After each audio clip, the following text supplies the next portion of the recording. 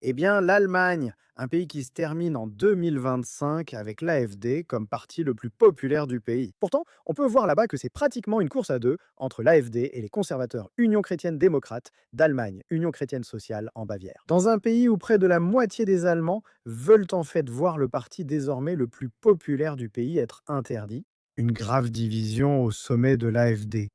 Certains semblent désireux de se rapprocher du régime insensé de Poutine en Russie. D'autres préfèrent concentrer leur attention sur une alliance avec le mouvement Make America Great Again de Trump aux États-Unis.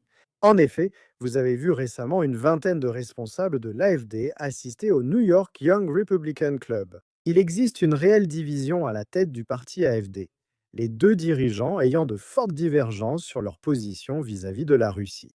Ce qui ne peut pas être nié, cependant, c'est que ce parti semble être sur le point de prendre le pouvoir, de s'emparer du pouvoir. Dans certaines élections régionales, vous pouvez voir là l'AfD atteindre 40 dans un sondage régional. C'est une augmentation de 10 points et le plus haut niveau de soutien jamais enregistré pour l'AfD dans un land allemand. Ce qui est intéressant avec Alice Fidel, c'est que les électeurs allemands la citent souvent quand on leur demande qui ils voudraient comme chancelière. Elle devance Friedrich Merz de 6 points et reste la chef de parti la plus populaire. Cependant, il convient de noter que 31% du pays ne soutient aucun d'entre eux.